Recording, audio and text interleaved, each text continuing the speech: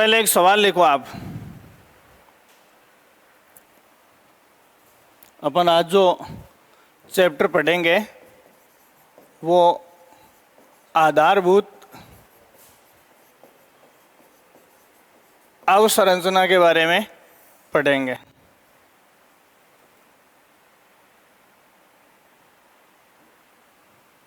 आधारभूत अवसंरचना। इसमें सवाल है निम्न में से सुमेलित है। निम्न में से सुमेलित है। पहला ऑप्शन आप इसमें लिखो,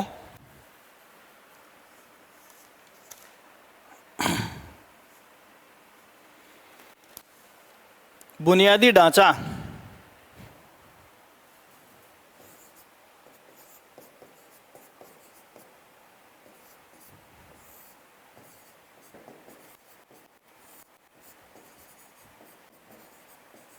यह है आर्थिक विकास का सूचक।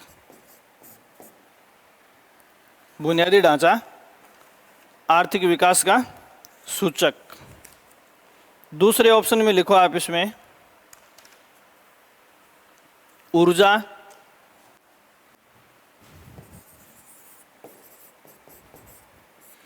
इसके आगे आप लिखोगे अर्थव्यवस्था की रीढ़। अर्थव्यवस्था की रीढ़।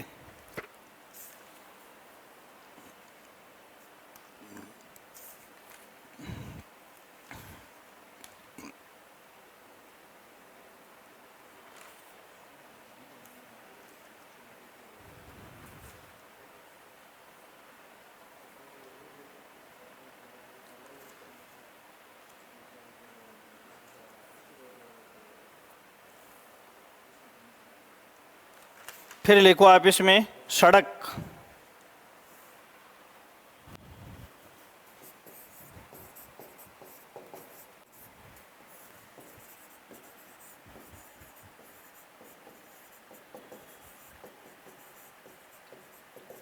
अर्थव्यवस्था की जीवन रेखा। सड़क के आगे क्या लिखोगे? अर्थव्यवस्था की जीवन रेखा। और लिखो अगला परिवहन व्यवस्था। चौथा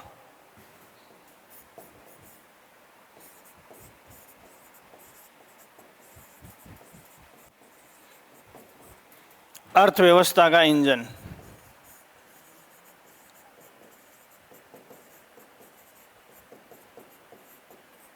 अर्थव्यवस्था का इंजन।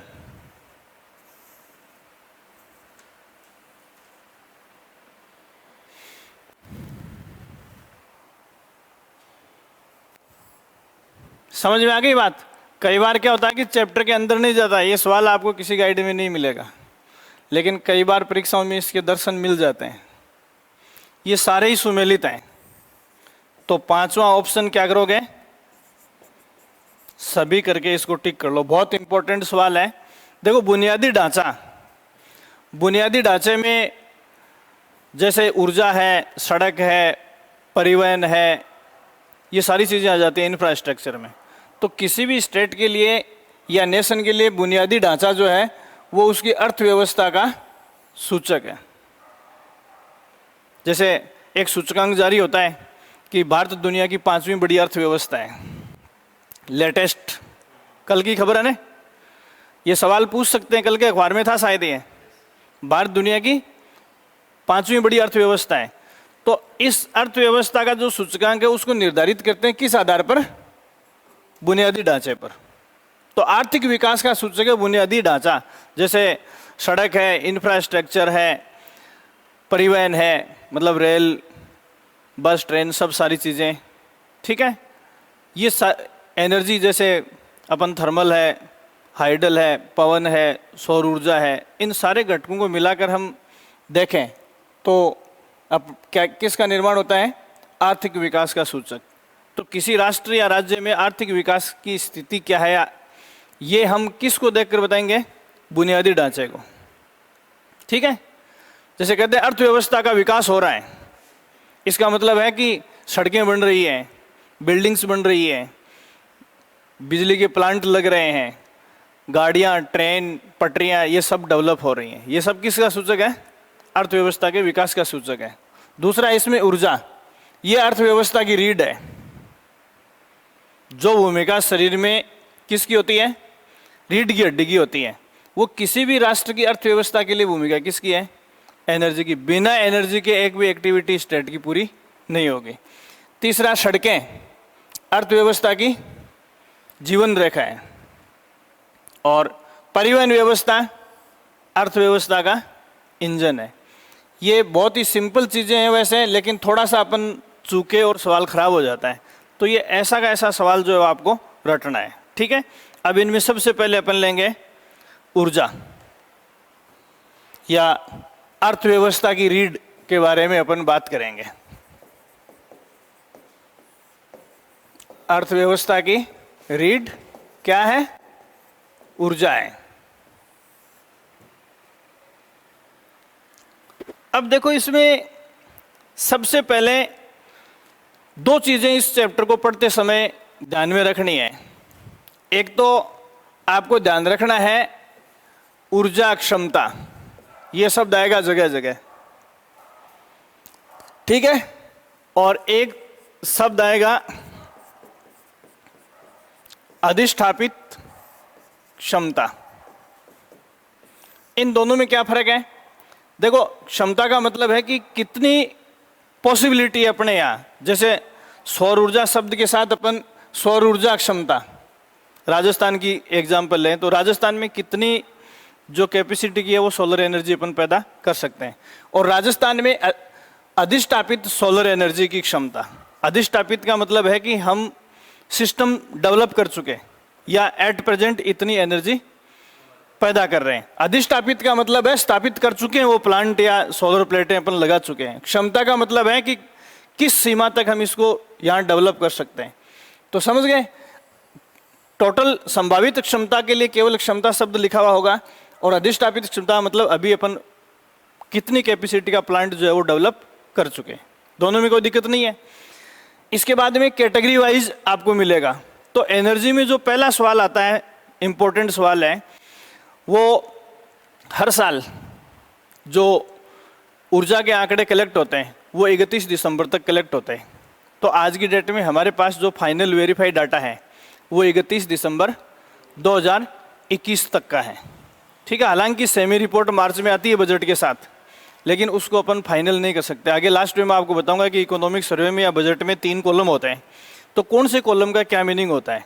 एक होता है अंतिम आंकड़े, एक होता है अनंतिम आंकड़े, जिनका विश्लेषण अभी सांख्यिकी विभाग द्वारा बाकी है। और प्रस्तावित का मतलब वो अंडर प्रोसीडिंग है। 3 प्रकार के आंकड़े होते हैं। तो अंतिम आंकड़ों का जो कॉलम है, जैसे ये इकोनॉमिक सर्वे में आपको पढ़ा रहा हूँ, इसको थोड़ा सा देखना। साल को कैसे डिसाइड करोगे? तो देखो, सीट को अपन अध्ययन करते हैं। जैसे बजट की डायरी आप देखोगे तो अभी जस्ट पिछला बजट जो है वो किस साल का जारी किया गया है? पिछला बजट जो है वो 2022-23 का जारी हुआ है। बजट आगामी वित्तीय वर्ष के आय और व्यय का विवरण होता है। बजट आगामी वित्तीय वर्ष का, जैसे इसका मतलब ये कि मार्च में, जैसे मार्च तक बजट की प्रोसीडिंग पूरी होती है, तो बजट में जो चीज़ बहस में होती है वो अगले 1 अप्रैल से लेकर 31 मार्च तक के लिए प्रस्ताव होते हैं।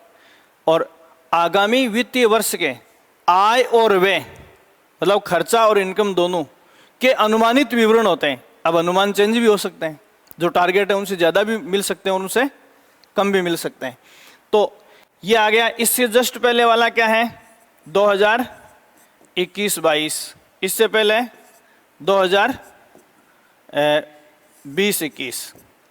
अब देखो, ये क्या होते हैं? ये प्रस्तावित या अनुमानित आंकड़े होते हैं। अनुमानित आंकड़ों का मतलब है कि अगले साल इस कॉलम में बहुत सारे बदलाव देखने को मिल सकते हैं। ये फाइनल आंकड़ा नहीं है। ये होता है प्रस्तावित, या इनको अपन क्या लिख सकते हैं? अनंतिम लिख सकते हैं। मतलब ये आंकड़े तो हैं अपने पास, लेकिन सांख्यिकी विभाग ने इन पर स्टैटिस्टिक्स अप्लाई करके फाइनली इनका विश्लेषण नहीं किया है। तो अगली बार का जो बजट है उसमें ये वाला कॉलम यहाँ आ जाएगा और ये वाला कॉलम यहाँ आ जाएगा। तो जब ये दोनों लेफ्ट की तरफ खिसकेंगे तो इस साल जो डाटा दिखाया है उनमें परिवर्तन आ सकता है। और ये कैसा है? अंतिम है।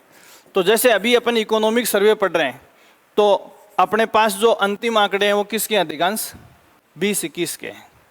समझ आ गई बात?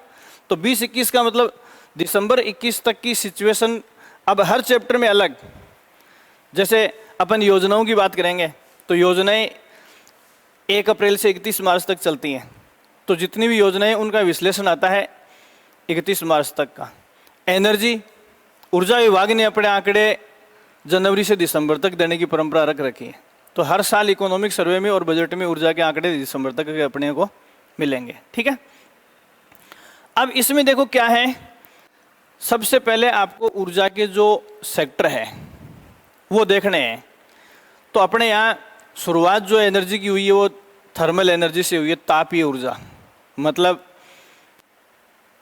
बिजली घर में कोयला डालकर बिजली बनाने की परंपरा रही है, लेकिन धीरे धीरे समय के साथ साथ तापीय ऊर्जा का जो अनुपात है वो क्या होता जा रहा है?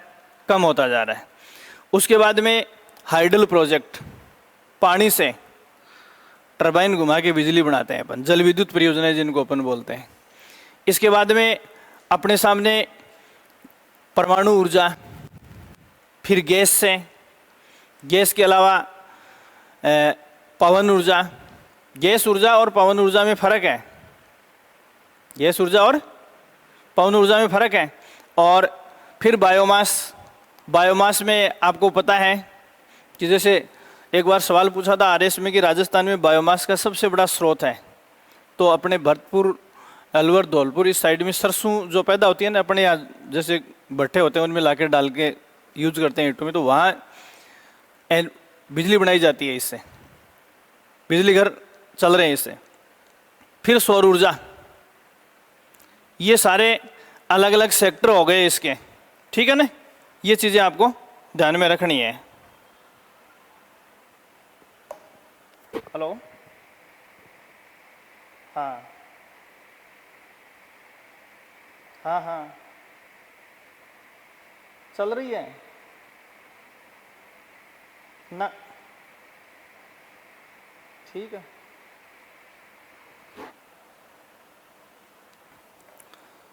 ठीक है ना।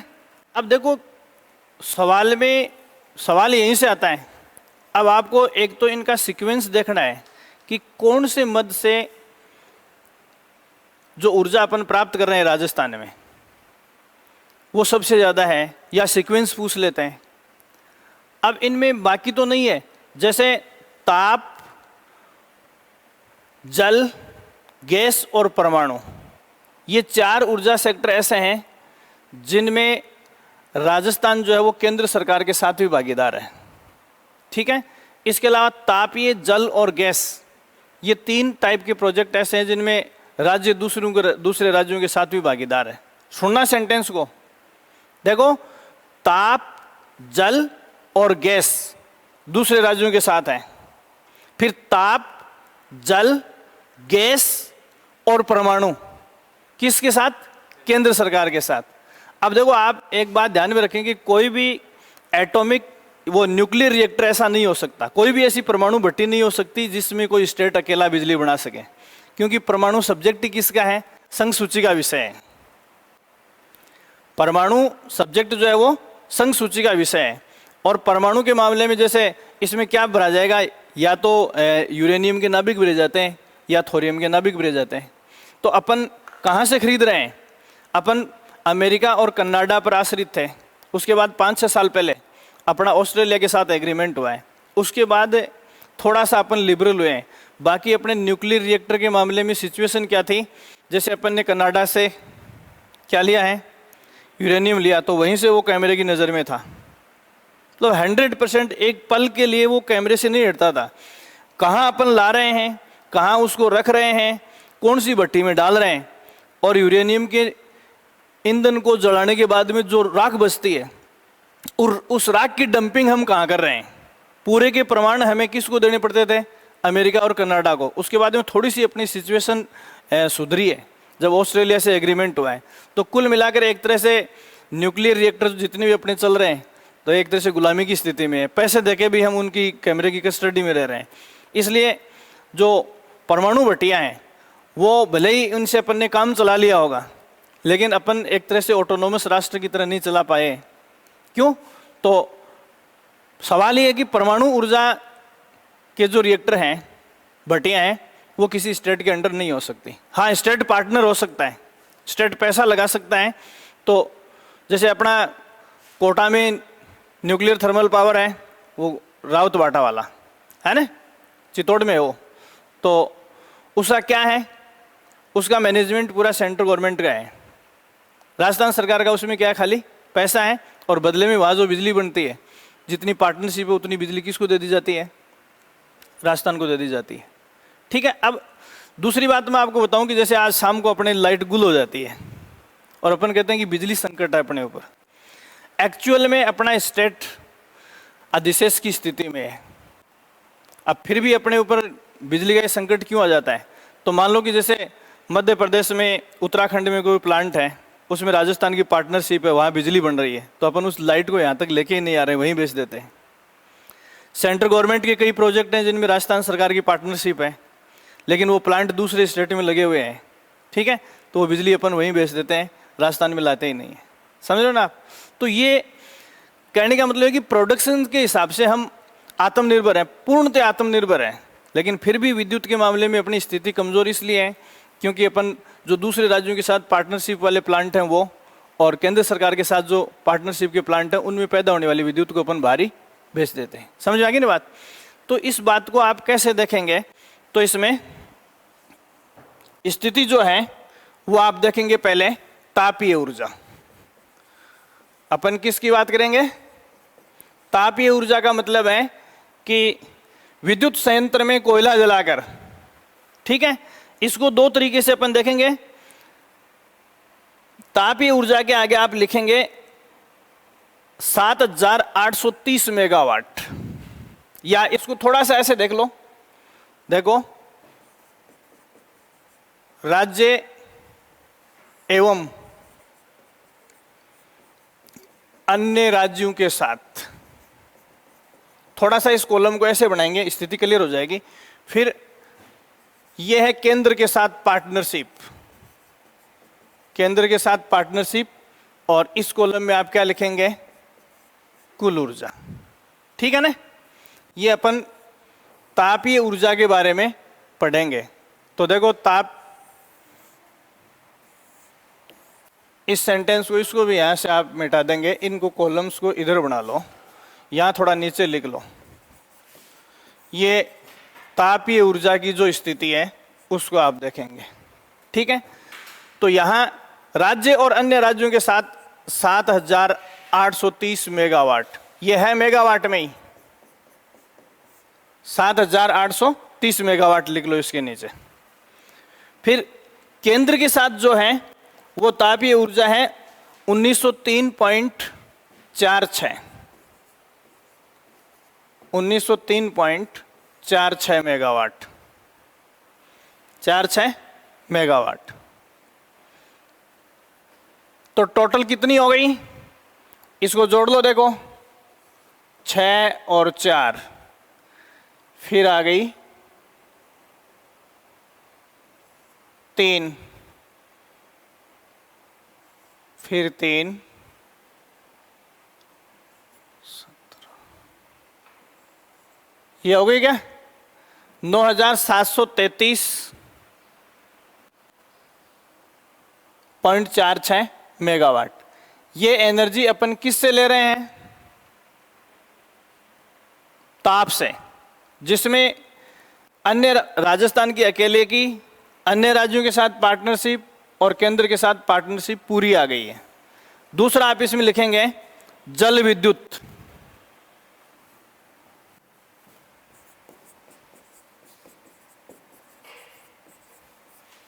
जल विद्युत, जल विद्युत में अन्य राज्यों के साथ है 1017.29, मेगावाट,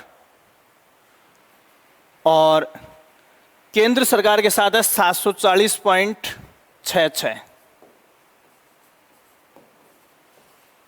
ये एक बार पढ़ने का तरीका देख लो, ताकि हर साल फिर आपको किताब सामने है तो आराम से पढ़ लोगे आप। तो ये टोटल कितना हो गया?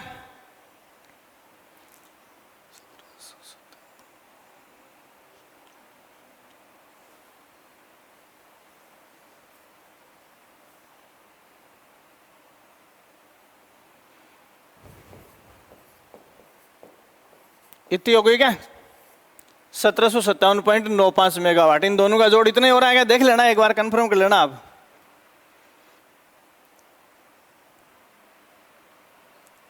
इतना हो गया? ठीक है। तीसरी आप इसमें लिखो गैस।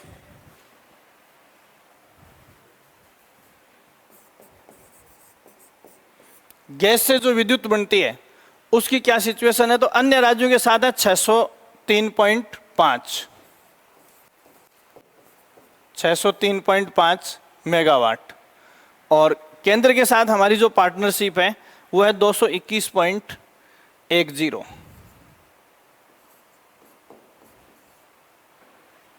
221.10। तो ये कितनी हो गई? 824.6 हो गई क्या? 824.60 मेगावाट।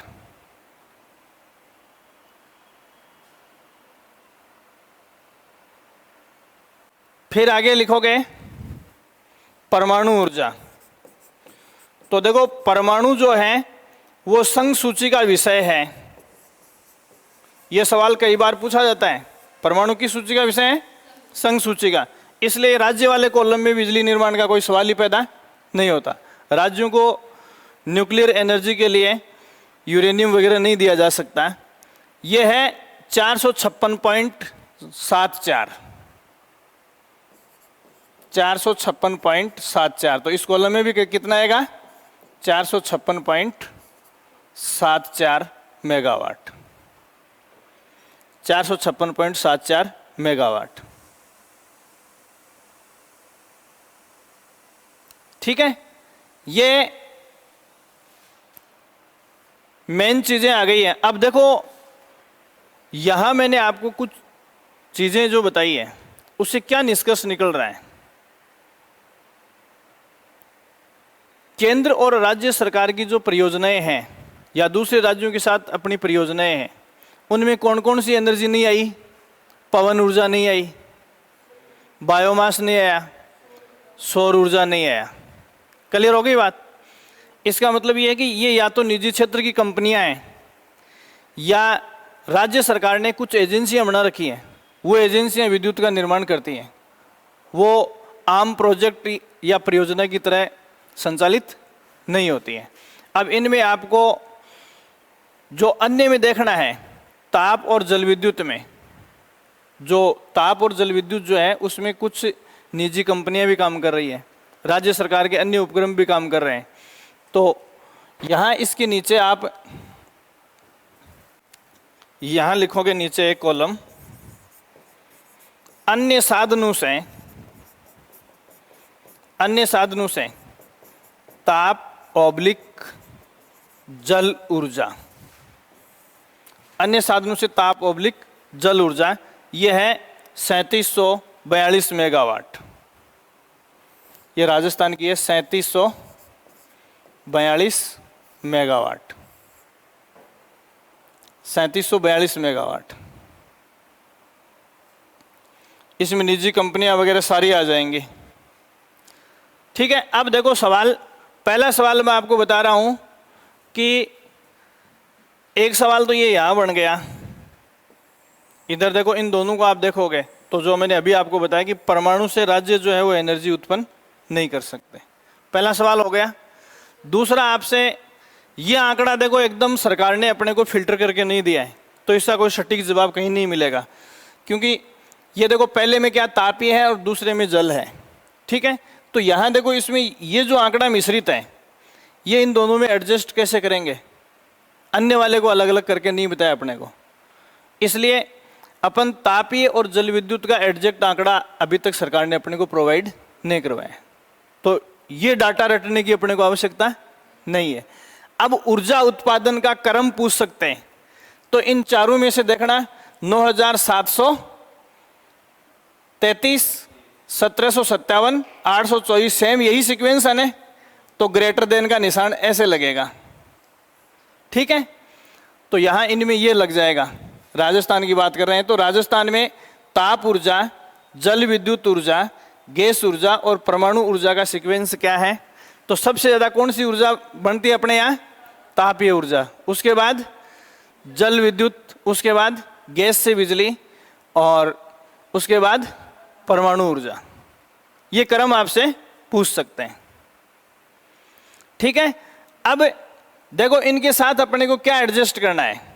इस नीचे वाली लाइन को मैं एक बार मिटा रहा हूं, इसके साथ अपने को नई जो चीज एडजस्ट करनी है वो देखना क्या है। अपने पास नए सेक्टर क्या क्या बच गए? अपने पास एक तो पवन ऊर्जा बच गई, एक सौर ऊर्जा बच गई और एक बायोमास। एक क्या बच गई? बायोमास। तो पवन ऊर्जा का आंकड़ा देखो आप 3734। पवन ऊर्जा खाली राजस्थान के नीचे ले जाके लिख दो। आप कितना लिखोगे? 3734.1, 3734.10। ये पवन ऊर्जा का है। फिर बायोमास 101.95,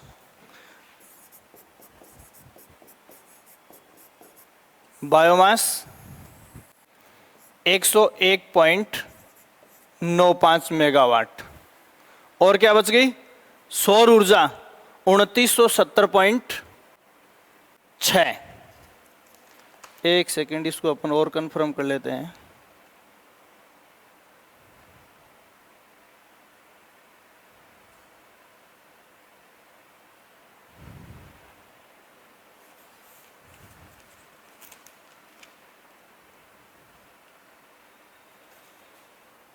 $2970.6।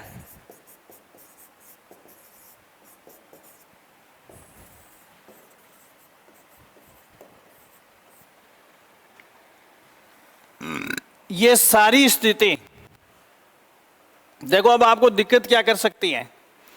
दिक्कत ये कर सकती है जैसे 1 गीगावाट सोलर एनर्जी अपन पैदा करने लग गए हैं। आपको बता दूं आज की डेट में यहां कितना लिखा है मैंने, और मैं अभी कितना बता रहा हूं? 1 गीगावाट से ऊपर सौर एनर्जी बना रहे हैं, इससे बहुत ज्यादा।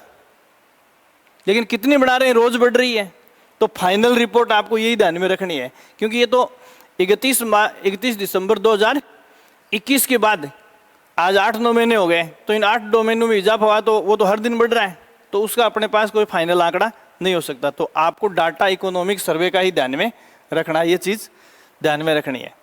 अब इसमें देखो सवाल की भाषा क्या होती है। ये आंकड़े हर साल चार्ट बना हुआ होता है, सवाल अपने को खुद को बनाना होता है उससे, डायरी से। अब सेम जैसे आप यूपीएससी की तैयारी कर रहे हो तो आपको सेंट्रल गवर्नमेंट का बजट भी ऐसे मिलेगा, उसमें भी एक बोर्ड दिया हुआ होगा, उस बोर्ड से आपको क्या करना पड़ेगा? सवाल बनाने पड़ेंगे। तो सवाल 2-3 मैं आपको बता रहा हूं, जैसे लिखो।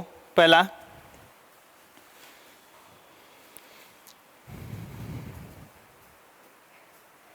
राज्य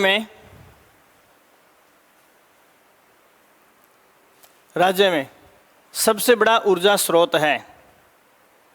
बस थोड़ा सा आपको ध्यान रखना है, सबसे बड़ा ऊर्जा स्रोत है।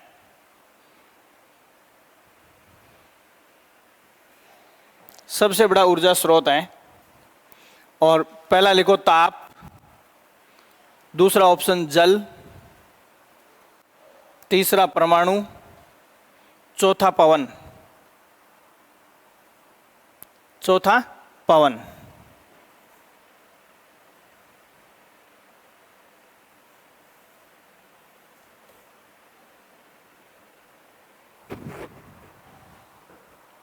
ये थोड़ा सा आंकड़ा सौर वाला 9228 लिखो इसमें। 29 तो है ना, 9228 लास्ट वाले आंकड़े को चेंज करना।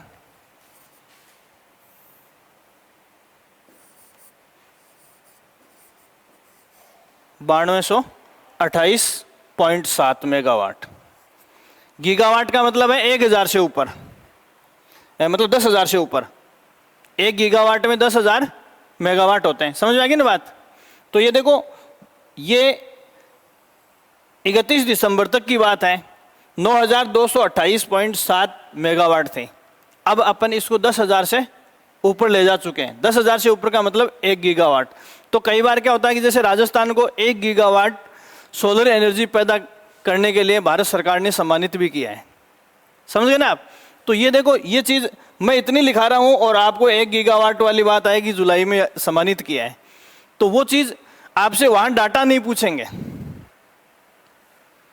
उसमें डाटा दिया हुआ होगा कि हाल ही में वर्ष 2022 में 1 गीगावाट से ऊपर सोलर एनर्जी पैदा करने के लिए किस राज्य को सम्मानित किया गया है, तो उसमें उत्तर राजस्थान बनेगा।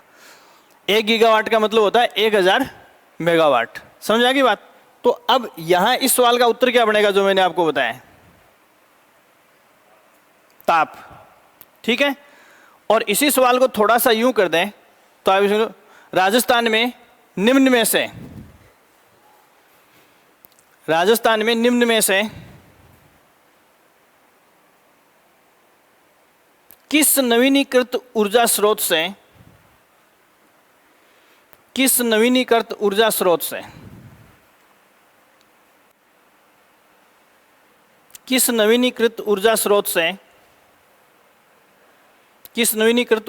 से सर्वाधिक विद्युत उत्पन्न की जा रही है? सर्वाधिक विद्युत उत्पन्न की जा रही है। ऑप्शन ऊपर वाले ही लिखने हैं, सेम के सेम ही।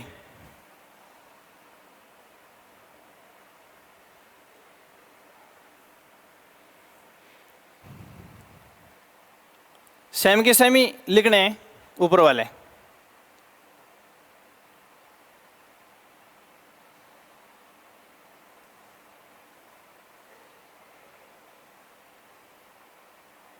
क्या होगा?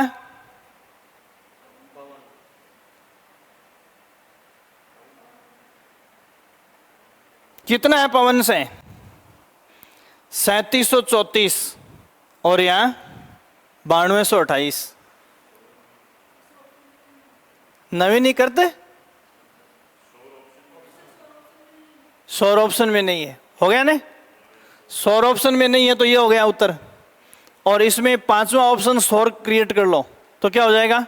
सौर ऊर्जा हो जाएगी। समझ आएगी बात? क्या दिया हुआ है ये चीज आपको ध्यान में रखनी है।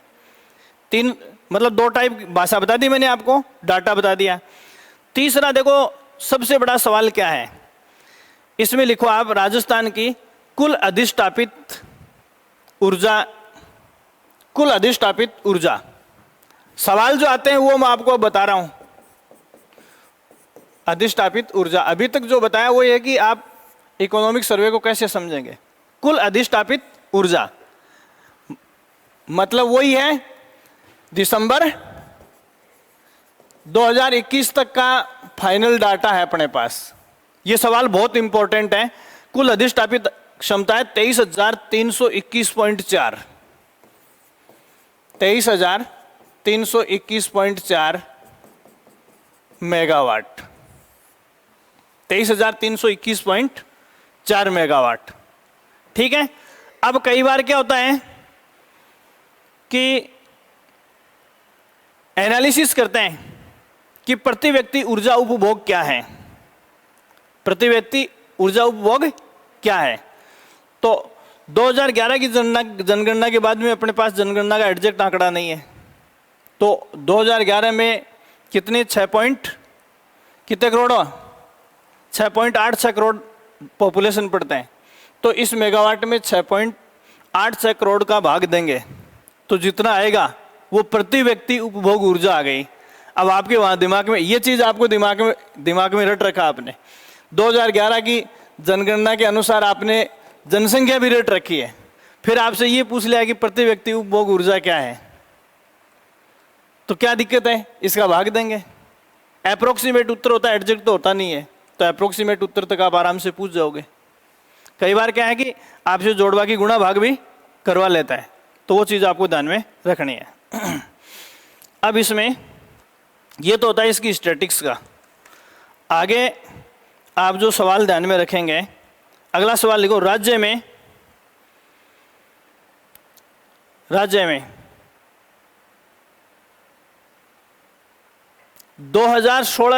17-18 के सापेक्ष, राज्य में 2017-18 के सापेक्ष 2020-21 में 2020-21 में 20-21 में बढ़ोतरी,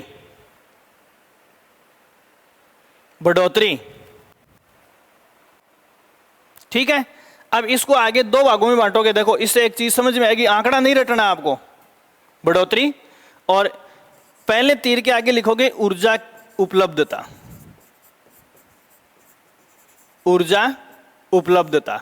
इसके आगे जो इन 4 सालों में ग्रोथ हुई है वो है 23.68%, 23.68%, ठीक है। और दूसरा है शुद्ध ऊर्जा के, या ऊर्जा उपभोग लिख लो खाली, ऊर्जा उपभोग, इसमें आप लिखोगे 27.61%। बात समझनी है, डाटा नहीं रटना है, क्योंकि ये भाषा सारी लिखी हुई नहीं होगी। आगे स्टैटिक्स का मतलब होता है कि भाषा कैसे बन सकती है। डाटा बहुत कम पूछते हैं, 2-3 सवालों में पूछते हैं, लेकिन सारी इकोनॉमिक्स आपको डाटा से निकालनी पड़ेगी। अब पिछले 4 सालों में ऊर्जा के प्रोडक्शन में ज्यादा ग्रोथ हुई है या इस्तेमाल में? समझ में आ गई बात? देखो, बनाने में इतनी % ग्रोथ की है अपन ने, और उपभोग में इतने % वृद्धि हुई है। इसका मतलब है कि जिस अनुपात में बढ़ोतरी हो रही है उससे कहीं ज्यादा अनुपात में, लगभग 4% जो है खपत बढ़ रही है। इसका मतलब अब भी हमारी सिचुएशन जो है प्रोडक्शन से कहीं ज्यादा खपत की स्थिति में है, ठीक है। तो इसमें लिखो अर्थार्थ, इस ऊपर वाले का अर्थार्थ लिखा दूं, इसका मतलब है कि ऊपर वाली बात तो समझने के लिए है, मेन चीज ये अर्थार्थ ऊर्जा में बढ़ोतरी के सापेक्ष ऊर्जा उपभोग ज्यादा है, या ऊर्जा उत्पादन की बजाय खपत में बढ़ोतरी ज्यादा है, खपत में बढ़ोतरी ज्यादा है।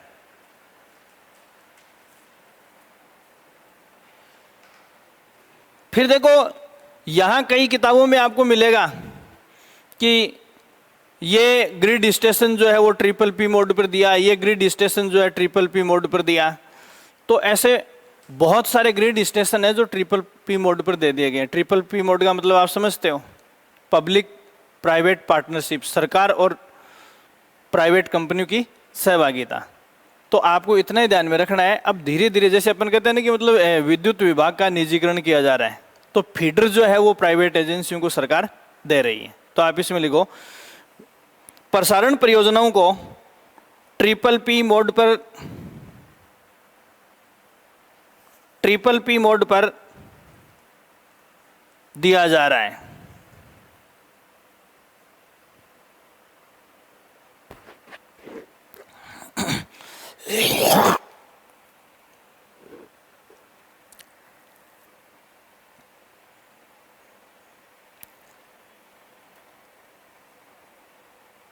ठीक है, आंकड़े सारे राजस्थान के बता रहा हूं मैं। तो ये लिखेंगे राजस्थान ऊर्जा, ठीक है। राजस्थान में कुल ऊर्जा की अपन बात करें तो इसमें आप 3 बातें लिखेंगे। आंकड़ा ये भी इंपॉर्टेंट नहीं है, बात को समझना है। पहला आंकड़ा है ऊर्जा की उपलब्धता, ऊर्जा की उपलब्धता। दूसरा है शुद्ध उपलब्धता, शुद्ध उपलब्धता। और एक है उपभोक्ता को विक्रय, कितनी एनर्जी का किया गया है, उपभोक्ता को विक्रय कितनी एनर्जी का किया गया है। आंकड़ा सिर्फ एक इंपॉर्टेंट है, मैं आपको अभी बताऊंगा। पहले में लिखोगे 8561.36, 8561.36, 36, दूसरे में 8,069.97, 8,069.97 और 6,508.39।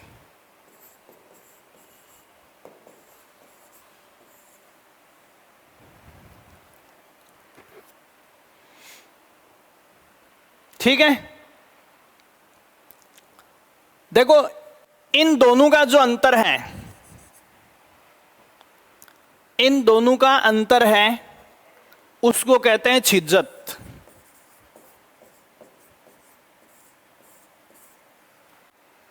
क्या कहते हैं? छिज्जत। जैसे सर्विस लाइन में ज्यादा दूरी तक सप्लाई कर रहे हैं तो विद्युत का कमजोर पड़ना, छोटी मोटी चोरी होना, समझ में आ गई बात? इसको अपन क्या कहेंगे? छिज्जत कहेंगे। तो ये छिज्जत जो है वो लगभग कितनी है? 500 मेगावाट के आसपास है, इतना ही ध्यान में रखना है। 500 मेगावाट ही है ना, लगभग है ये, लगभग 500 मेगावाट इन दोनों का अंतर। ठीक है, एक बात तो ये ध्यान में रखनी है, ये आंकड़े ध्यान में नहीं रखने आपको, ये आंकड़े ध्यान में नहीं रखने। फिर दूसरा देखो, शुद्ध उपलब्धता, छिज्जत को निकाल दिया तो शुद्ध उपलब्धता। अब ये उपभोग योग्य एनर्जी है, जबकि उपभोक्ताओं को बेची कितनी जा रही है? इतनी। तो बिजली के मामले में अपन लगभग 2000 मेगावाट जो है वो अब भी बचत की स्थिति में है। मतलब उपभोक्ताओं को देने की बजाय राज्य सरकार जो है वो दूसरे राज्यों की एजेंसियों को या राज्यों को क्या कर रही है? सेल आउट कर रही है, बेच रही है। समझा की बात? तो जितना उत्पादन है उतना उपभोग अपन कर नहीं पा रहे हैं, बस ये इतना ही ध्यान में रखना है, रटना नहीं है। सिर्फ इन दोनों का अंतर है छिज्जत, ये लगभग 500 मेगावाट के आसपास छिज्जत है। फिर इसके बाद में अगला सवाल लिखो, किसान ऊर्जा सुरक्षा एवं, यह सवाल बहुत इंपॉर्टेंट है। किसान ऊर्जा सुरक्षा एवं उत्थान महाअभियान, उत्थान महाअभियान, उत्थान महाअभियान, उत्थान महाअभियान। इसको शॉर्ट में क्या बोलते हैं अपन? इसको शॉर्ट में बोलते हैं पीएम कुसुम योजना। देखो पूरा नाम देते ही तो आपको पता चल जाएगा। शॉर्ट में पीएम का मतलब प्रधानमंत्री, पीएम कुसुम योजना शॉर्ट में बोलते हैं। तो पीएम कुसुम योजना का संबंध किससे है? ऊर्जा से है। किससे इसका संबंध? ऊर्जा से है। ठीक है, और ऊर्जा में भी किससे है? सौर ऊर्जा से। तो पहला और इंपॉर्टेंट सवाल, या तो जैसे कंफ्यूज नहीं करना चाहिए अगला, तो खाली ऊर्जा दे सकता है। पीएम कुसुम योजना में अपने को कुछ नहीं दिख रहा है कि ऊर्जा है या सड़क है, परिवहन है, कुछ नहीं दिख रहा ने। तो यहाँ ये ऊर्जा ऑप्शन हो सकता है, और एग्जैक्ट सटीक एड्रेस दे तो क्या होगा? सौर ऊर्जा ऑप्शन हो सकता है। क्लियर हो गई बात? तो पीएम कुसुम योजना का संबंध किससे है? सौर ऊर्जा से। ये सवाल आपसे पूछ सकते हैं। फिर देखो, इस पीएम कुसुम योजना में एबीसी 3 घटक बने हुए हैं। कितने घटक बने हुए हैं? एबीसी 3 घटक। तो एक पहला सवाल समझ में आ गया। और इसके 3 घटक जो हैं उनके बारे में, तो इसमें नीचे नंबर 1 घटक ए, दूसरे में लिख लो घटक बी, और तीसरे में लिख लो घटक सी। बिल्कुल टू द पॉइंट, आपको छोटी सी बात ध्यान में रखनी है। घटक ए में क्या लिखोगे?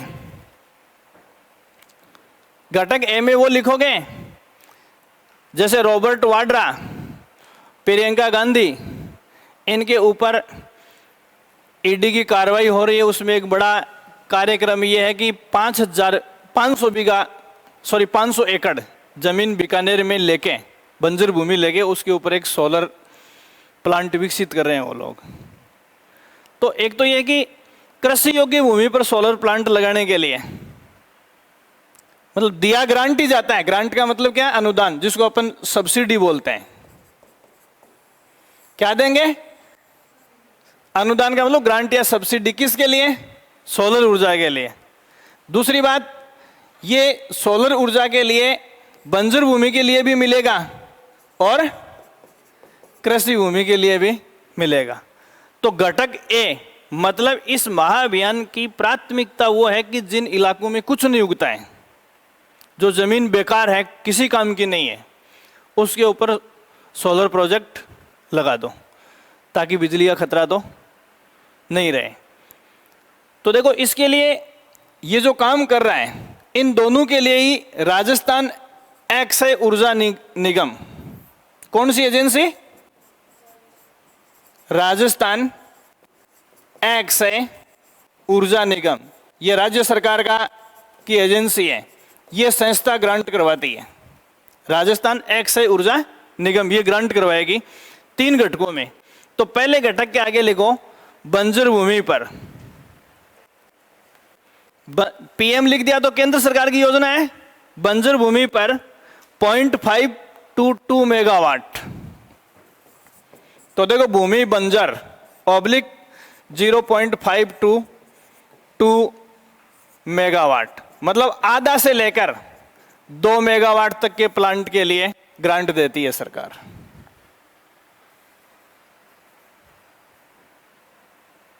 ठीक है। इसमें कृषि पंप सेटों के लिए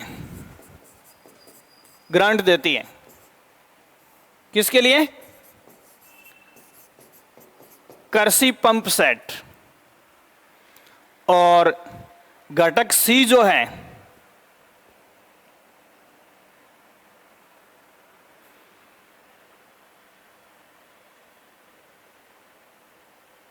इसमें भी कृषि पंप सेट ही है।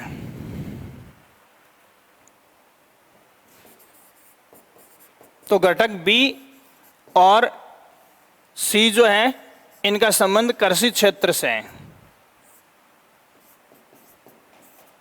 दो में एग्रीकल्चर लैंड पर जो अपने यहाँ ट्यूबवेल वगैरह बनाते हैं ना, उनके लिए, और बंजर भूमि में।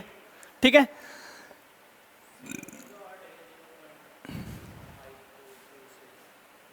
आधे से 2 मेगावाट तक का। भाई बंजर भूमि है तो बहुत बड़ा प्रोजेक्ट लगेगा। ठीक है। और इनमें क्या है, ये जो कृषि पंप सेट है ना, इनमें 7.5 HP तक का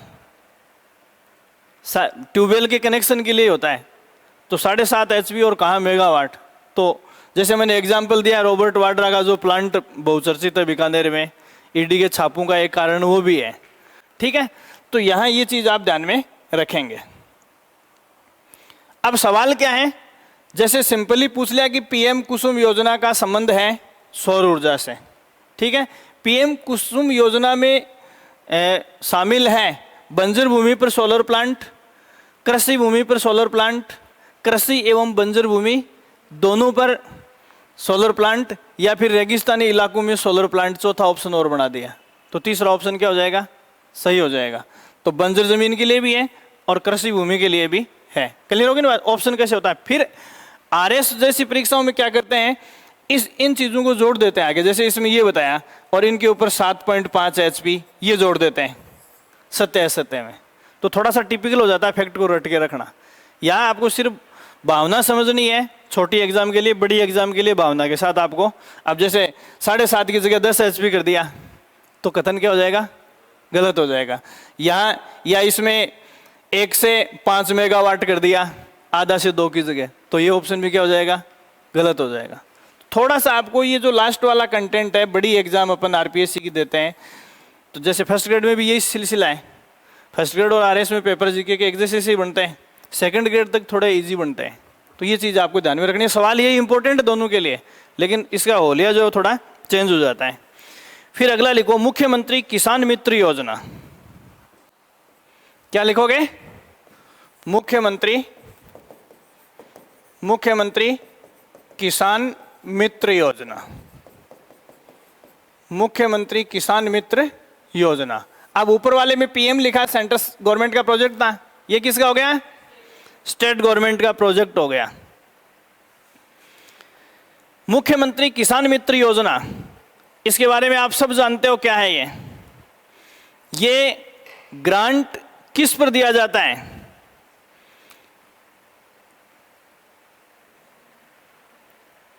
अभी अपने पानी की बिजली के बिल आ रहे हैं क्या गांव में? नहीं आ रहे, लेकिन कुछ लोगों के आ रहे हैं। तो जिन लोगों का बिल जो है एवरेज या फ्लैट रेट से मंथली 1,000 रुपये से बिलो था, उन सब का फ्री है, और इससे ऊपर का है उनके थोड़े बहुत आ रहे हैं। तो प्रति उपभोक्ता कृषि कनेक्शन जो है उनमें 1,000 रुपये मंथली शब्द लिखा हो सकता है, या सालाना लिखे तो कितने हो गए? 12,000 हो गए। तो आप इसमें एक लाइन लिख लो, ग्रामीण कृषि उपभोक्ताओं को, मतलब अपने ट्यूबवेल वगैरह इनके लिए है, इसमें ग्रामीण कृषि उपभोक्ताओं को प्रति माह 1,000, प्रति माह 1,000 या प्रति वर्ष 12,000, दोनों में से कोई सी चीज लिखी हो सकती है। प्रति वर्ष 12,000 रुपए का अनुदान रुपए का अनुदान। अब देखो, ये राजस्थान सरकार का फ्लैगशिप कार्यक्रम है। फ्लैगशिप कार्यक्रम का मतलब है कि आमजन के लिए इसे लागू किया गया है, सबके लिए है ये। फिर अगला सवाल, एक हेडिंग बनाएंगे, अक्षय ऊर्जा निगम, राजस्थान अक्षय ऊर्जा निगम लिमिटेड। इसके ऊपर कई बार सवाल पूछ लेते हैं। राजस्थान अक्षय ऊर्जा निगम लिमिटेड, यह संस्था पवन ऊर्जा, सौर ऊर्जा, इन क्षेत्रों में काम करने वाली राजस्थान सरकार की एजेंसी है। या सीधा सा सवाल क्या पूछते हैं, राजस्थान में गैर परंपरागत ऊर्जा स्रोतों से ऊर्जा उत्पन्न करने और इनसे संबंधित तकनीकियों को नवीनीकृत करने के लिए कौन सी योजना काम कर रही है? राजस्थान अक्षय ऊर्जा निगम। गैर परंपरागत कौन से हैं? ट्रेडिशनली जिनसे हम बिजली नहीं बना रहे हैं। परंपरागत का मतलब है ट्रेडिशनली हम बिजली बना रहे हैं, किससे? कोयले से बना रहे हैं, पानी से बना रहे हैं और परमाणु से बना रहे हैं। ये क्या है? ट्रेडिशनल है। इसके अलावा नॉन ट्रेडिशनल में पवन आ गया, सौर आ गया, बायोमास आ गया। समझ आ गई बात? इनसे अपन जो गैस बना रहे हैं उन सब के लिए काम करने वाली एजेंसी कौन सी है? ये है। तो आप इसमें लिखो, ये लिमिटेड राज्य में गैर पारंपरिक, ये लिमिटेड राज्य में गैर पारंपरिक ऊर्जा स्रोतों से ऊर्जा उत्पादन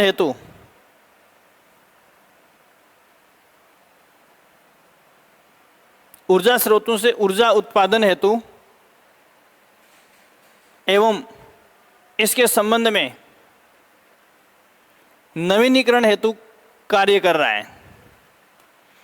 इस संबंध में नवीनीकरण हेतु कार्य कर रहा है।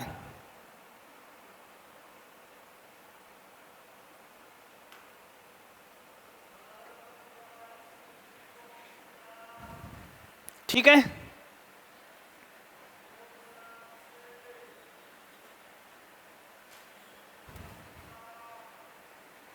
इसके अलावा एक सवाल इसके नीचे और लिखोगे, देखो, ब्यूरो ऑफ एनर्जी एफिशिएंसी, इस पर यह सवाल ध्यान में रख लो। एक ब्यूरो ऑफ एनर्जी एफिशिएंसी, थोड़ा सा ब्यूरो ऑफ एनर्जी एफिशिएंसी अंतर जो है वो ध्यान में रखेंगे आप। Bureau of energy efficiency, BEE, ठीक है? अभी ऊपर वाली का मैंने क्या काम बताया? राजस्थान अक्षय ऊर्जा निगम का काम गैर परंपरागत ऊर्जा स्रोतों से, ठीक है? इसका काम क्या है? देखो, राजस्थान में ऊर्जा का संरक्षण, एनर्जी प्रोटेक्शन और एनर्जी एफिशिएंसी को बढ़ाना, उसका एनर्जी एफिशिएंसी बढ़ाना इनडायरेक्ट काम है, या ऊपर वाली संस्था एनर्जी एफिशिएंसी बढ़ाएगी, लेकिन खाली कौन से स्रोतों से? गैर परंपरागत स्रोतों से। और ये अभी जो अपन नीचे लिख रहे हैं, इसका काम ऊर्जा को प्रोटेक्ट करना और ऊर्जा की एफिशिएंसी को बढ़ाना है राजस्थान में। तो आप इसमें लिखो, राज्य में ये संस्था, राज्य में ये संस्था राज्य में ये संस्था राज्य में ये संस्था ऊर्जा संरक्षण एवं ऊर्जा दक्षता को प्रोत्साहन देती है।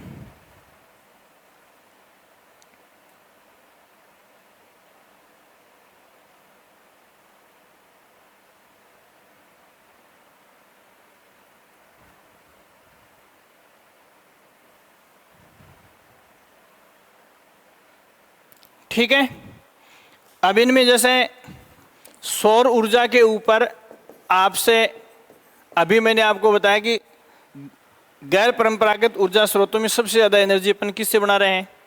सौर से बना रहे हैं। अब थोड़ा सा कई बार क्या होता है कि क्वेश्चन को थोड़ा सा डाइवर्ट करें या थोड़ा डीप में जाके पूछें, एक से ज़्यादा फैक्ट पूछना चाहें। तो देखो, मैंने आपको बताया कि राजस्थान में सौर ऊर्जा की अपार संभावनाएं हैं, ठीक है। और इसकी कैलकुलेशन कैसे करते हैं? प्रति वर्ग मीटर क्षेत्र में, प्रति वर्ग मीटर क्षेत्र में प्रतिदिन जो धूप निकलती है उससे कितनी एनर्जी बन सकती है। तो देखो, राजस्थान में एक दिन में 1 वर्ग मीटर में, अब देखो ये 2 वर्ग मीटर के लगभग है, जिस तख्ते पे मैं खड़ा हूं ये लगभग कितना है? 2 वर्ग मीटर है। तो इसका आधा हिस्सा 1 वर्ग मीटर में अगर अपन सोलर प्लेट लगा रहे हैं तो 6 से 7 किलोवाट एनर्जी पैदा होती है पर डे। इतनी अपार संभावना है राजस्थान में। तो देखो, जो अधिष्ठापित सोलर एनर्जी की क्षमता भले ही राजस्थान से गुजरात में ज्यादा होगी, लेकिन संभावनाएं राजस्थान में गुजरात से ज्यादा है। तो आप इसमें लिखो, राजस्थान में सौर विकिरण से, सौर विकिरण तीव्रता इतनी है, सौर विकिरण तीव्रता इतनी है कि प्रतिदिन प्रति वर्ग मीटर, प्रतिदिन प्रति वर्ग मीटर 6 से 7 किलोवाट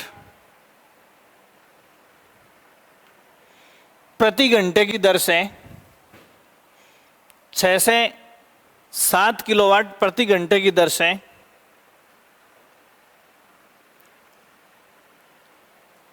ऊर्जा पैदा की जा सकती है, ऊर्जा पैदा की जा सकती है। ठीक है। दूसरा सवाल पिछले दिनों एक एग्जाम में पूछा था, बहुत ही सिंपल सा, कि राजस्थान सौर ऊर्जा के मामले में बहुत ही समृद्ध राज्य है, संपन्न राज्य है, इसका कारण क्या है? तो उसमें लिखा था धूप की अच्छी परिस्थितियां। दूसरा ऑप्शन उसमें लिखा था कि औसत वर्षा का कम होना। ऐसे ऑप्शन दे रखे थे। तो इन दोनों में से ही उत्तर बनता है, कौन सा बनेगा? नहीं। देखो, ये सोलर प्लेटें बहुत ज़्यादा धूप में अच्छा काम नहीं करती हैं, डैमेज भी जल्दी होती है। हाँ, औसत वर्षा कम होगी तो अपने यहाँ मौसम साफ रहता है। और कैलकुलेशन में एवरेज 325 सौर दिवस सौर ऊर्जा के अनुकूल माने गए। तो एक एग्जाम में ये भी पूछा गया था कि राजस्थान में सौर ऊर्जा की दृष्टि से 365 में से कितने दिन एवरेज सोलर एनर्जी के हैं? हर जगह 325। तो इसमें दूसरा लिखो, राज्य में 325 सौर दिवस माने जाते हैं। मतलब ऑल ओवर अपन एवरेज निकालें तो 40 दिन ऐसे हैं जिनमें मौसम डिस्टर्ब हो सकता है, बाकी को तो 325 सौर दिवस सौर ऊर्जा के हिसाब से मान्य है। फिर लिखो, वर्षा, औसत वर्षा की कमी के कारण उत्तम संभावनाएं, औसत वर्षा की कमी के कारण उत्तम संभावनाएं, उत्तम संभावनाएं। ठीक है। अभी थोड़ी देर पहले मैंने आपको बताया था कि अधिष्ठापित क्षमता 9228.7 मेगावाट है, लेकिन आपको सवाल, भारत सरकार में एक मंत्रालय काम करता है उसको अपन कहते हैं, उस मंत्रालय का नाम क्या है? उस नवीन एवं नवीनीकरण ऊर्जा मंत्रालय, भारत सरकार। और उसी मंत्रालय की जो नोडल एजेंसी है वो एक्सआई ऊर्जा निगम लिमिटेड है, राजस्थान वाला। मतलब एक्सआई ऊर्जा निगम लिमिटेड ये भारत सरकार के कौन से मंत्रालय की एजेंसी के रूप में काम करेगी? नवीन एवं नवीनीकरण ऊर्जा जो मंत्रालय है। अब भारत सरकार के इस मंत्रालय के अनुसार राजस्थान में जो सर्वे करवाया है, 142 गीगावाट क्षमता की सौर ऊर्जा अपन पैदा कर सकते हैं प्रति साल, मतलब एनी टाइम। कितनी? 142 गीगावाट। और अभी थोड़ी देर पहले मैं आपको बता रहा था कि 1 गीगावाट तक हम पहुंचे हैं। इसका मतलब क्या है? 142% ग्रोथ अब भी बकाया है। तो आप इसमें लिखो, भारत सरकार के नवीन एवं नवीनीकरण ऊर्जा मंत्रालय, भारत सरकार के नवीन एवं नवीनीकरण ऊर्जा मंत्रालय के अनुसार राज्य में 142 गीगावाट, राज्य में 142 गीगावाट सौर ऊर्जा की संभावना या क्षमता, सौर ऊर्जा की संभावना या क्षमता है।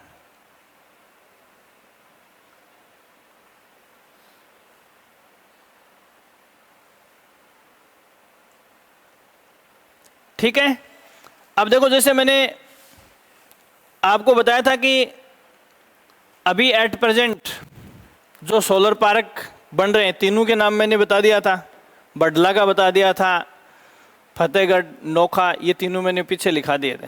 तो ये भारत सरकार के नवीन और नवीनीकरण ऊर्जा मंत्रालय की स्कीम के अंडर ही ये सोलर पार्क विकसित हो रहे हैं और इनकी देख रेख करने का काम एक्सआई ऊर्जा निगम कर रहा है। दोबारा इनको रिपीट करने की जरूरत नहीं है। ठीक है। अब दूसरा एक सवाल इसमें आता है, roof top solar power project scheme. Roof top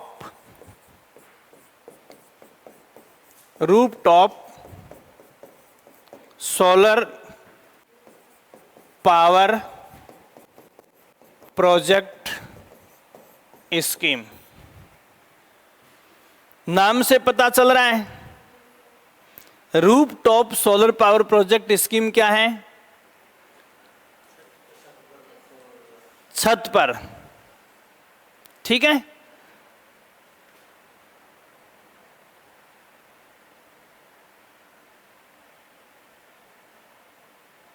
कौन दे रहा है इसके लिए? अब समझ में आ जाना चाहिए आपके।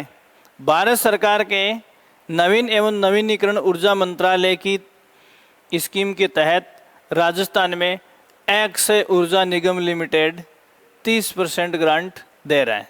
ये ग्रांट या अनुदान देता भारत सरकार का मंत्रालय है, लेकिन दिलाने वाली राज्य की एजेंसी एक्सआई ऊर्जा निगम लिमिटेड है। ठीक है। तो इसमें लिखो, एक्सआई ऊर्जा निगम लिमिटेड के माध्यम से 30% अनुदान, माध्यम है ये, एक्सआई ऊर्जा निगम लिमिटेड के माध्यम से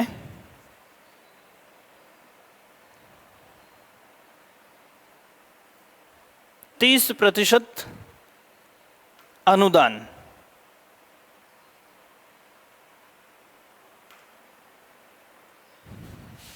ठीक है। अब ये तो क्या, छत के ऊपर सोलर पावर प्लांट लगाने के लिए है। फिर उसमें क्या होता है, इसमें मान लो कि रात को एनर्जी नहीं बनती, अपन ने बैटरी नहीं लगा रखी है, सीधा वो फीडर की लाइन से जोड़ रखा है, तो दिन में जब बिजली बनेगी तो फीडर की ओर जाएगी और रात को नहीं बनेगी तो फीडर से अपने घर की तरफ आएगी। इसके लिए आपको रेस्को का नाम ध्यान में रखना है। रेस्को का मतलब है एक्सआई ऊर्जा सर्विस कंपनी है एक, जो इस संबंध में मीटरिंग प्रणाली को डेवलप कर रही है। तो जैसे दिन में अपनी छत से फीडर की तरफ लाइट जा रही है तो इसकी रेट आपसे पूछ सकते, 4 रुपये 15 पैसे डिक्लेयर कर रखी है। समझ आ गई बात? और जैसे मान लो कि अपन ने दिन में 125 वाट लाइट गई और रात को 100 वाट लाइट अपने को फीडर से वापस लेनी पड़ गई, अपने घर से कितनी गई? 25 वाट। इस 25 वाट का 4 रुपये 15 पैसे के हिसाब से अपने को पेमेंट हो जाएगा, ठीक है। और मान लो कि 100 वाट दिन में गई और रात को अपन ने 125 वाट ले ली, तो 25 वाट का अपने को बिल भरना पड़ेगा। समझ में आ गई बात? तो ये चीज अपने लिए इंपॉर्टेंट नहीं है, रेट्स भी इतनी इंपॉर्टेंट नहीं है। अपने को नाम ध्यान में रखना है किसका? रेस्को का। किसका? रेस्को का। तो आप इसमें लो, एक्स है ऊर्जा सर्विस कंपनी,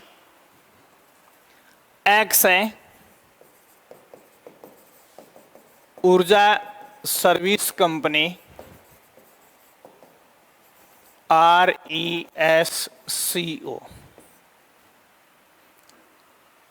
देखो रिन्यूएबल, एक्स का मतलब रिन्यूएबल एनर्जी सर्विस CO का कंपनी हो जाएगा, renewable energy service company. RESCO mode solar rooftop योजना, मॉड सोलर रूफटॉप योजना। ये उसके जैसी सी ही योजना है लेकिन उससे डिफरेंट है। समझ आ गई ये बात? देखो उसमें क्या होगा, ऊपर वाले में rooftop solar power project scheme में अपन ने सोलर प्लेट लगाने के लिए सरकार ने अपने को 30% ग्रांट दे दिया, ठीक है।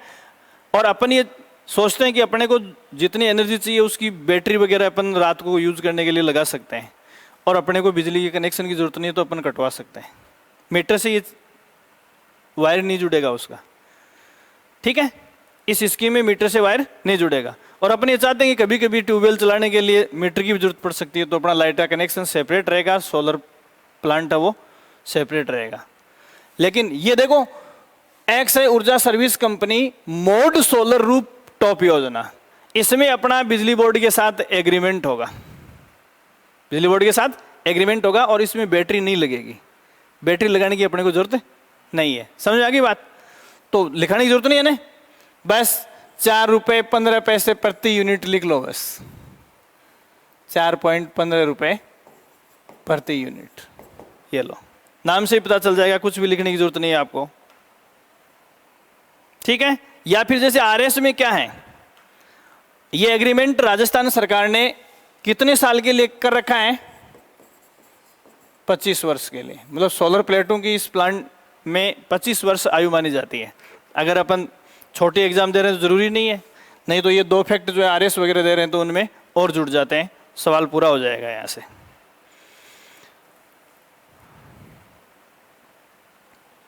अब देखो, एक्स है ऊर्जा स्रोत या नवीनीकृत ऊर्जा स्रोतों से या गैर परंपरागत ऊर्जा स्रोतों से विद्युत बनाने के लिए अपन ने जो पॉलिसी क्रिएट की है, तो मैंने पहले आपको सौर ऊर्जा नीति कब की बताई है? 2019 की। और पवन ऊर्जा से पवन से बिजली बनाने के लिए, हवा से बिजली बनाने के लिए हमने जो policy Rajasthan wind and hybrid energy policy, ये कब की है? ये भी 2019 की है। तो दोनों पॉलिसी में से कोई सी एक पूछ सकते हैं। सौर ऊर्जा नीति 2019, सौर ऊर्जा नीति सीधा साल पूछते हैं, सौर ऊर्जा नीति 2019। और दूसरा है Rajasthan wind and hybrid energy, Rajasthan wind and hybrid energy policy. ये भी किस वर्ष की है? 2019 की है, 2019 की है।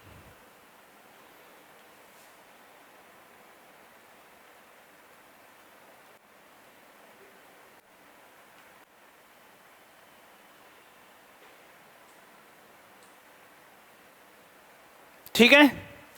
अभी देखो यहां इसकी क्षमता कितनी बताई थी मैंने? सौर ऊर्जा की क्षमता 142 गीगावाट तक एनर्जी हम बना सकते हैं। यह अनुमान किसने दिया है?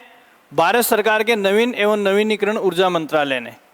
वैसे ही राजस्थान में विंड पावर की क्या पोजीशन है, तो यह बताया गया कि राजस्थान में 1,27,750 1,27,750 750 मेगावाट एनर्जी की क्षमता की संभावना है राजस्थान में पवन से। अब इन दोनों में से किसकी ज्यादा है? हैं? सौर की। कितने गीगावाट हुई? 1000 का भाग दे दो। अरे 1,27,750 में 1000 का भाग दोगे तो यहां दशमलव लग जाएगा। तो कितने गीगावाट हुआ? 127.75 गीगावाट। और उसकी कितनी बताई है? 142। कई बार कन्वर्ट भी कर सकते हैं रिपोर्ट में जो लिखा है। तो देखो यहां पवन ऊर्जा की संभावना 127.75 गीगावाट है और कितनी है उसकी? तो 127 और 142 गीगावाट ध्यान रख सकते हो। तो सौर ऊर्जा की संभावना, लेकिन कुल मिलाकर हम ये कह सकते हैं कि सौर ऊर्जा के साथ साथ पवन ऊर्जा की संभावनाएं भी राजस्थान में कम नहीं है। क्लियर हो गई बात? ये चीज आपको ध्यान में रखनी है। एक जैसे सौर ऊर्जा दिवस के ऊपर कई बार सवाल पूछते हैं, बहुत इंपॉर्टेंट सवाल है। तो सौर ऊर्जा दिवस जो है वो राजस्थान में किस एजेंसी द्वारा मतलब ऑर्गेनाइज किया जाता है? तो वो ये है राजस्थान अक्षय ऊर्जा निगम लिमिटेड द्वारा। हर साल किस दिन मनाते हैं अपन इसको? 14 दिसंबर को। तो आप इसमें लिखो। और 2009 से मना रहे हैं तो इसमें राजस्थान अक्षय ऊर्जा निगम की ओर से, राजस्थान अक्षय ऊर्जा निगम की ओर से, राजस्थान अक्षय ऊर्जा निगम की ओर से, अक्षय ऊर्जा निगम की ओर से वर्ष 2009 से 14 दिसंबर को किस रूप में मना रहे हैं?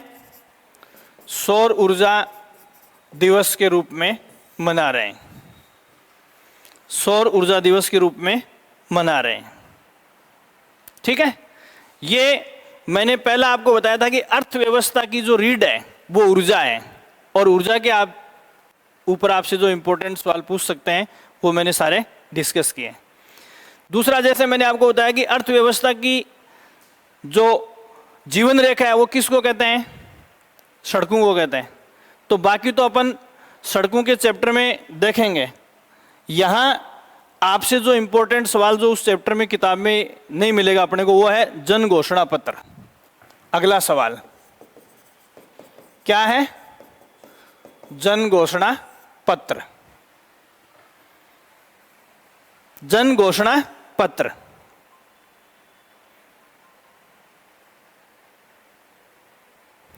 ठीक है। क्या है इसका संबंध किससे है? तो सीधी सी बात है, राज्य में बेहतर सड़क तंत्र विकसित करने हेतु, राज्य में बेहतर सड़क तंत्र विकसित करने हेतु, बेहतर सड़क तंत्र विकसित करने हेतु राजस्थान सरकार का एजेंडा है, जिसमें सारी चीजें हैं आ जाएंगी। राजस्थान सरकार का एजेंडा है।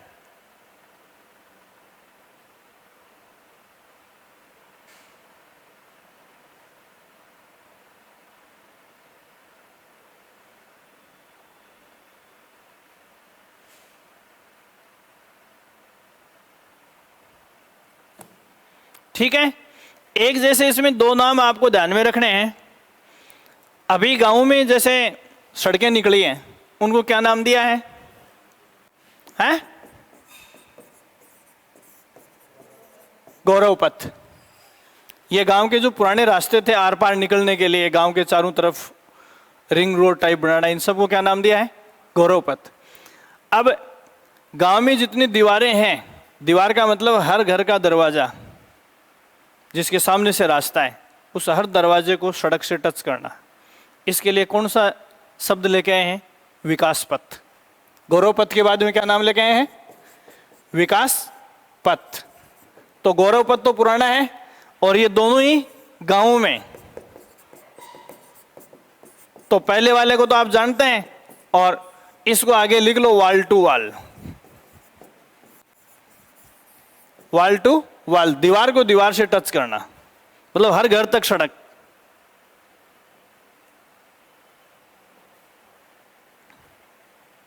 एक देखो पिछले कुछ सवालों में, कुछ सालों से जो सवाल देख रहा हूं उनमें सड़कों का घनत्व जो है वो एक सवाल पूछा जा रहा है, आपने अगर पेपर्स देखे हैं तो, है ना?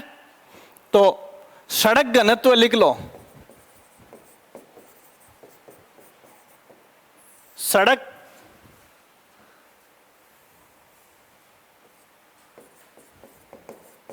सड़क घनत्व है।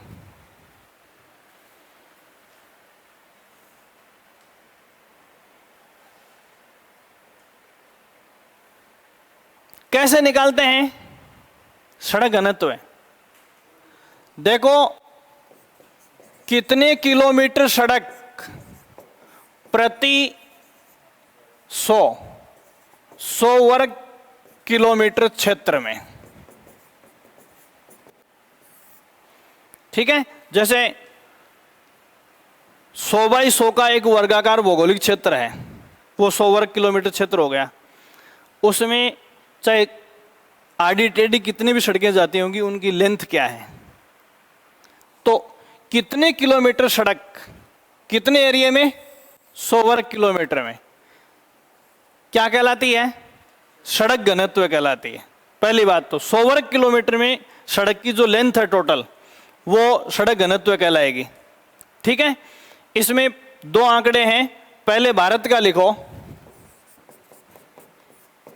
161.71 किलोमीटर। अगर पूरे देश का औसत देखें तो प्रति 100 वर्ग किलोमीटर में कितनी लंबी सड़क मिलेगी? देश में औसत 161.71। और अगर राजस्थान की बात देखें तो 79.76, 79.76 किलोमीटर।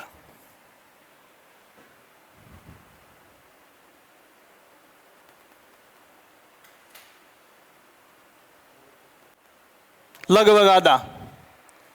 तो अगर भारत के औसत सड़कों की स्थिति से राजस्थान की तुलना करें तो राजस्थान बहुत ही पिछड़ा है, ठीक है? इसके अलावा जैसे सड़कों के रख रखाव की अपन बात करें तो देखो सड़कों के रख रखाव के लिए बहुत सारी एजेंसियां काम करती हैं, ठीक है? इनमें एक एजेंसी का नाम आपसे पूछ सकते हैं। जैसे अभी गांवों में सड़कों पर जोर दिया जा रहा है और इन सड़कों के रख रखाव का जो कार्य है वो सार्वजनिक निर्माण विभाग को दिया गया है। ग्रामीण क्षेत्रों में आज भी जितनी सड़कें बनती हैं उनमें से 99% सड़कों की रख रखाव की जिम्मेदारी किसकी है? समझ आ गई बात? तो इसमें लिखो ग्रामीण क्षेत्रों में सड़कों के रख रखाव, सड़कों के रख रखाव की जिम्मेदारी, सड़कों के रख रखाव की जिम्मेदारी सार्वजनिक निर्माण विभाग की है। सार्वजनिक निर्माण विभाग की है। सार्वजनिक निर्माण विभाग की है।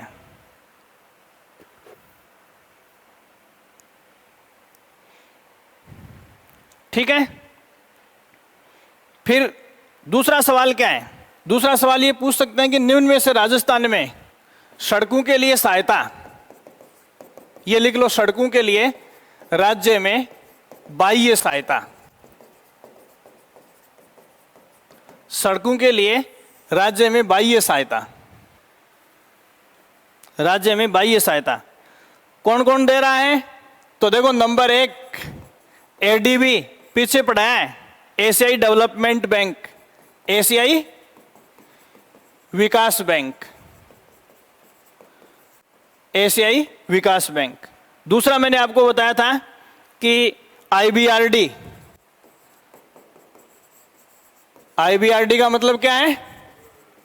वर्ल्ड बैंक, विश्व बैंक, विश्व बैंक। और इसके अलावा नाबार्ड।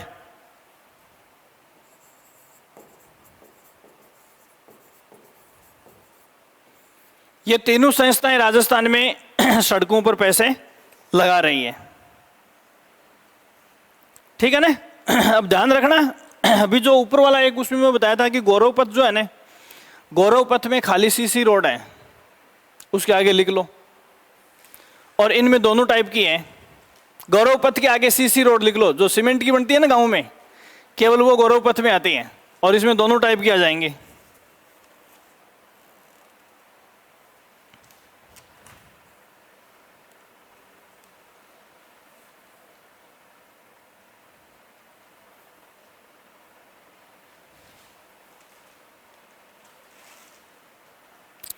अब देखो, ये तो मैंने आपको बता दिया छोटे तौर पे। अब ये जो मैंने आपको बताया ना, ये संस्थाएं काम। अब जैसे आप आरएस की एग्जाम दे रहे हो, तो थोड़ा सा इस चैप्टर को कैसे बढ़ा देते हैं, या फर्स्ट ग्रेड में इसको कैसे बढ़ा देते हैं, तो इसके नीचे लिखो राजस्थान राज्य राजमार्ग निवेश कार्यक्रम। राजस्थान राज्य राजमार्ग निवेश कार्यक्रम। राजस्थान राज्य राजमार्ग निवेश कार्यक्रम फेज फर्स्ट, पहला चरण। पहला चरण, ठीक है। इसके आगे लिखो एडीबी, एशियाई विकास बैंक कर रही है, और कोष्टक में लिखो 2017 से सितंबर 22, ये जो मंथ चल रहा है 30 सितंबर लास्ट टारगेट है इसका। नवंबर 17 से सितंबर 22 तक।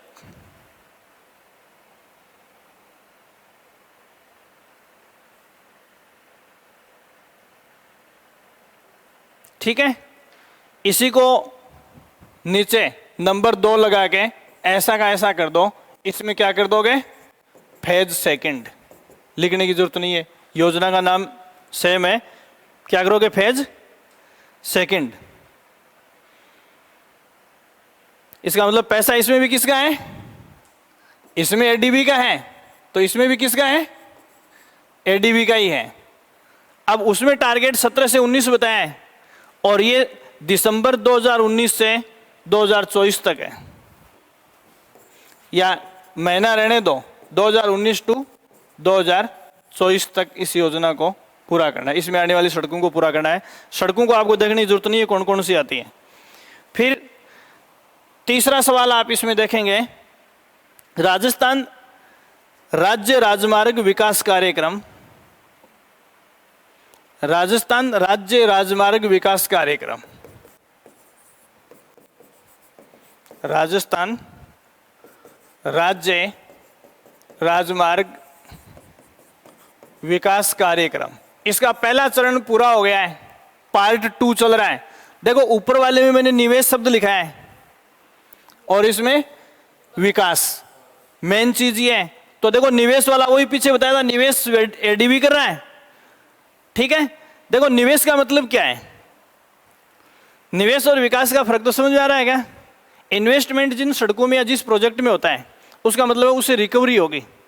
तो सड़कों में रिकवरी टोल टैक्स से होती है, और तो एडीबी जो पैसा दे रही है वो टोल टैक्स की रिकवरी के माध्यम से वसूल करेगी, समझ गए। और विकास के लिए वर्ल्ड बैंक ने पैसा दे दिया, देके भूल जाती है। तो ये विश्व बैंक का है। इसमें किसका है, विश्व बैंक, विश्व बैंक का।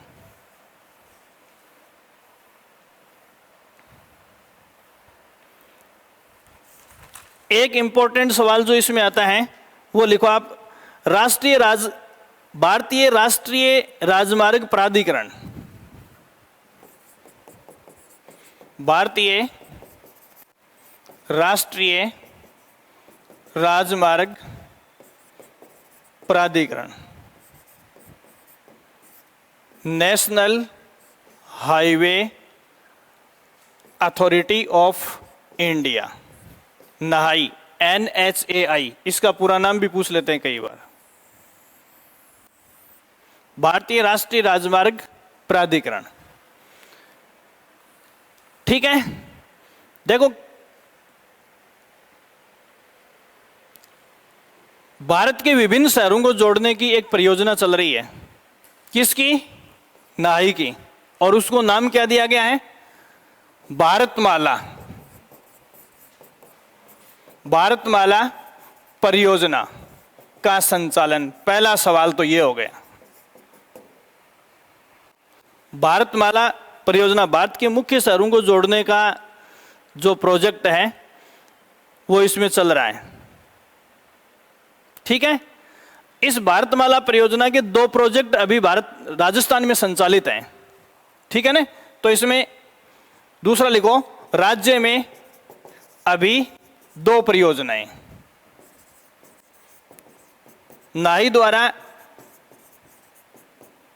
कितनी परियोजनाएं संचालित की जा रही हैं? 2 परियोजनाएं। पहली परियोजना आप इसमें लिखोगे Delhi Vadodara greenfield expressway. Delhi Vadodara greenfield express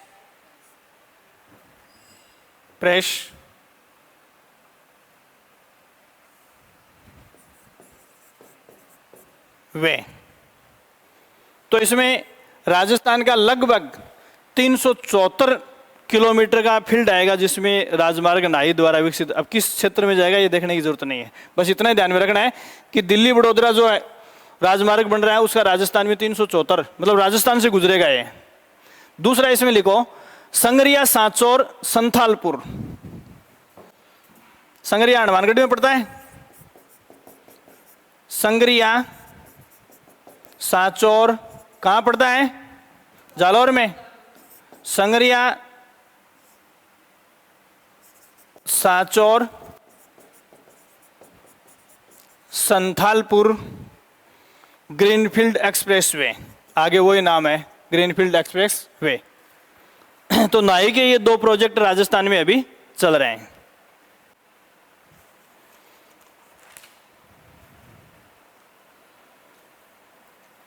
ठीक है,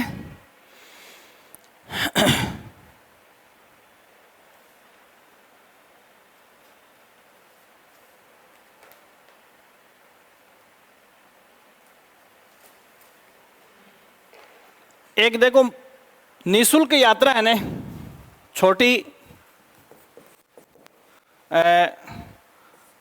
राजस्थान रोडवेज और राजस्थान राज्य पथ परिवहन निगम 1964 में जिसको स्थापित किया गया था। तो राजस्थान रोडवेज में निःशुल्क सफर,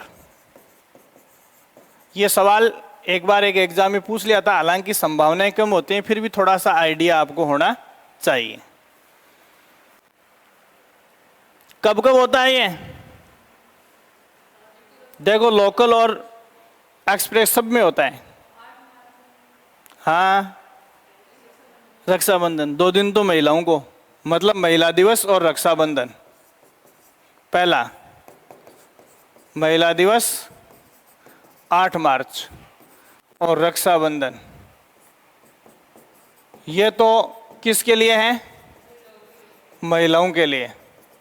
और दूसरा है प्रतियोगियों के लिए, जिनके पास परीक्षा में बैठने का एडमिट कार्ड है।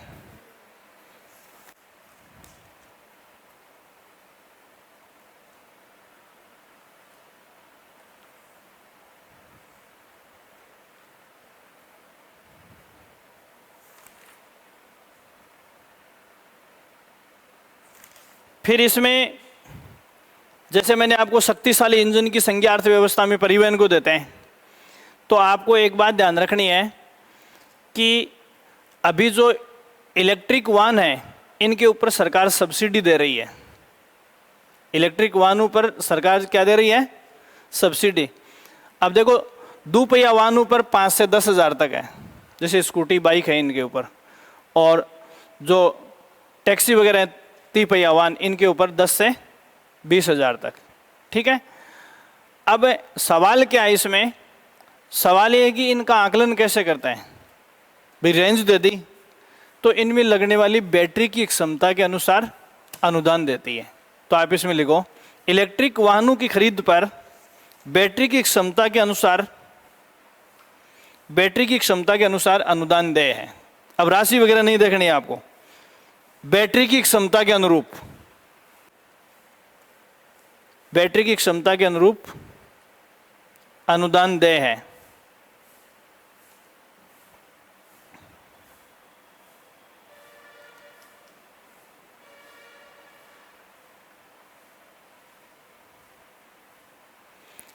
अगला एक सवाल है, आप इसमें लिखो, राज्य में रेल मार्ग की लंबाई 67,956 किलोमीटर। रेल मार्ग की लंबाई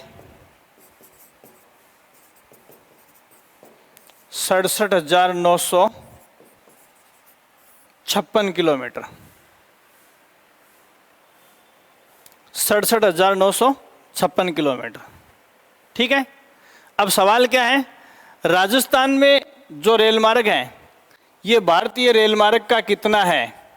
तो इसमें भारत का 8.83%। इसका मतलब रेल ट्रैक है उनकी स्थिति ठीक है सड़कों की बजाय।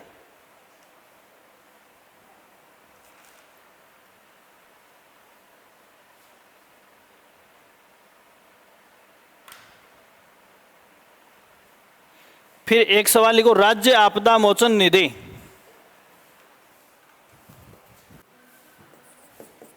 राज्य आपदा मोचन निधि। राज्य आपदा मोचन निधि क्या है ये?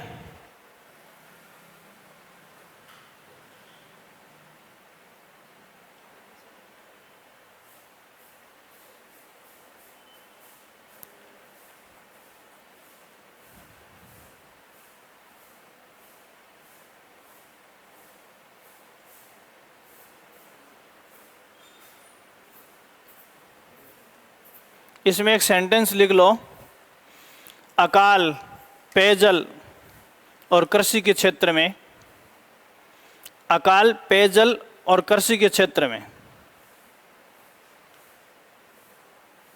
अकाल, पेयजल और कृषि के क्षेत्र में अनुदान हेतु। आपदा का मतलब अचानक कोई विपदा आ जाए, जैसे अकाल पड़ गया, या फिर महामारी भी इसमें भी आ जाएगी, कोविड भी इसी में आ जाएगी। डिजास्टर मैनेजमेंट में जितनी चीजें आती हैं, राज्य आपदा मोचन निधि,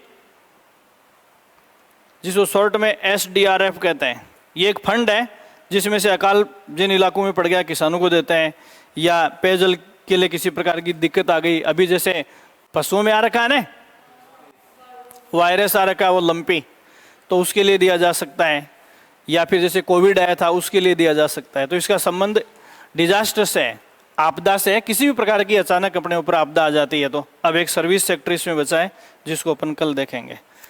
आज वाले में कोई समस्या है तो आप पूछ सकते हैं।